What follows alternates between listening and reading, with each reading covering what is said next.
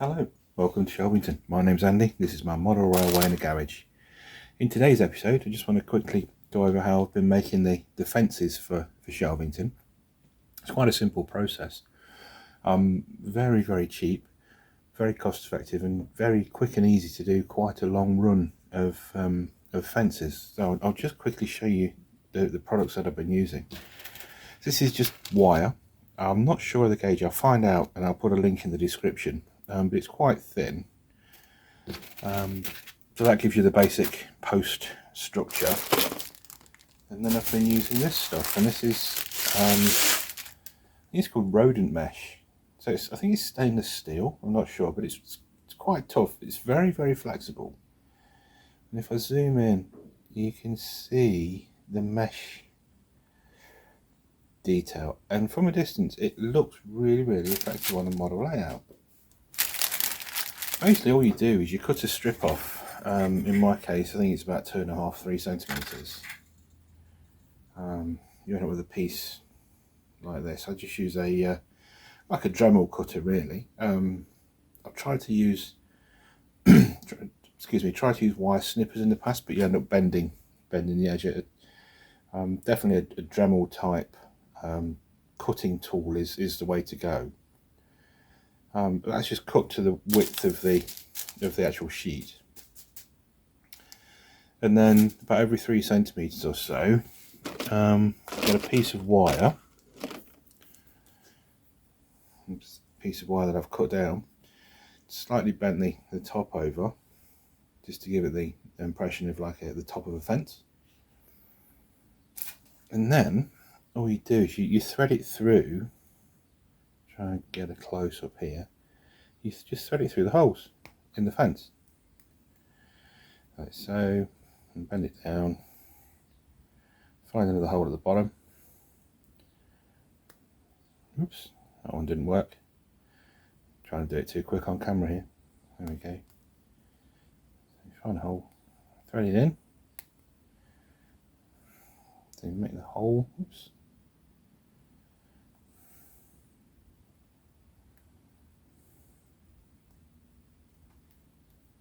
There we go. That's very quickly done. There you go. And you just do that periodically along the fence there. And then what you end up with is, I'll just move the camera around a little bit because I've already put these in place. Hang on. Move things out of the way. There we go. So we've got the fence that goes from here all the way down past the park area, or the pool, right the way down to the bottom there. It probably only took about an hour and a half in total. So there we go, guys. That's how I make the fences on Shelvington. I used to do it even quicker by getting a piece of the mesh. If I can find them, I don't think I've got any anymore. I think I may well have used them. But in the original fence, I'll just take it out. It's over here. This is the original design I did. It's just nails.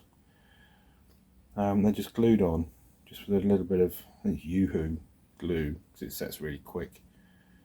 But they're just nails. That gives the fence around the depot. That's how that's been made. I'll just put this back in. It's another beauty of the foam stuff that I use as well. You can just pop nails and things straight in.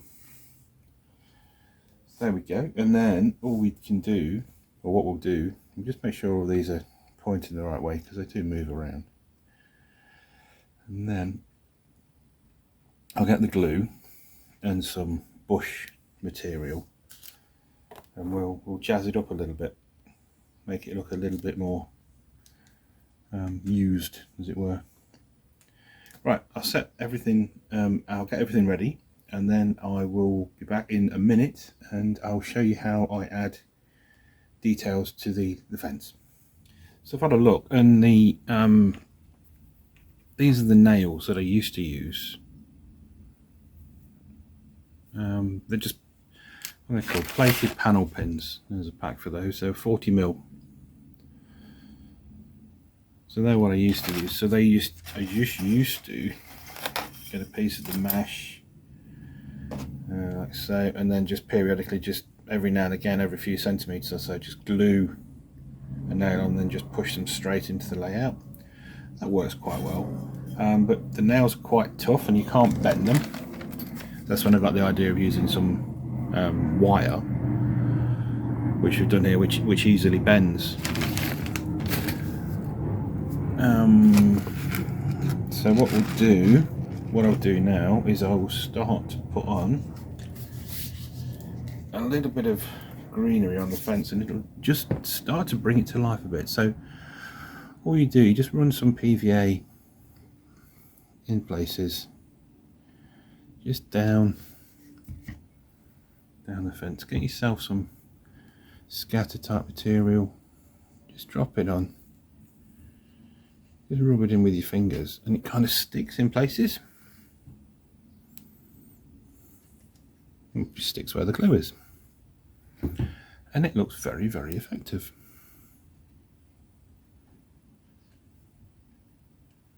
Oops, let's move that around. There we go. So we'll just zoom in a little bit. Oops, there we go. If we do that all the way along, it looks like you've got the starts of a overgrowth sort of coming up and over the fence. So I'll carry on and do a bit more. You don't need to see me do it all, it's the same process. I've got some bushes as well. I'm not sure where the bushes have gone. They've disappeared for now, but yeah, we're going to put a few little bushes and shrubs in there. But yeah, stay tuned. I'll carry on and we'll get on with it.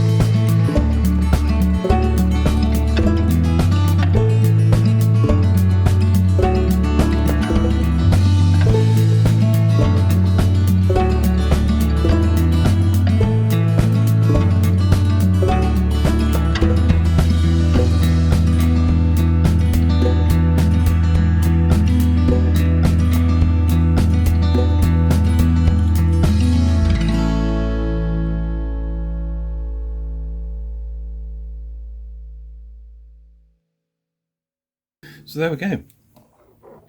We'll just zoom in a little bit. I'll just move the camera around. I don't know if you can actually see. It's a little bit tricky to get the camera down there. But yeah, so it's taking shape. So it's just a matter now of carrying along the fence line. But when you get down, it looks, from a distance, it looks quite effective. So there we go. That's how we do the fences at Shelvington. So thanks for watching. There's more updates to come. I'm working on the lake at the moment, little swimming hole. So that's going to be in the next video, I think. So yeah, thank you for watching. If you like the video, please consider clicking on or pressing on that little thumbs up icon. If you really like the video, please consider subscribing. And again, thank you to all my subscribers. It really does mean a lot. So until next time, thank you very much for watching. Take care. Thanks. Bye bye.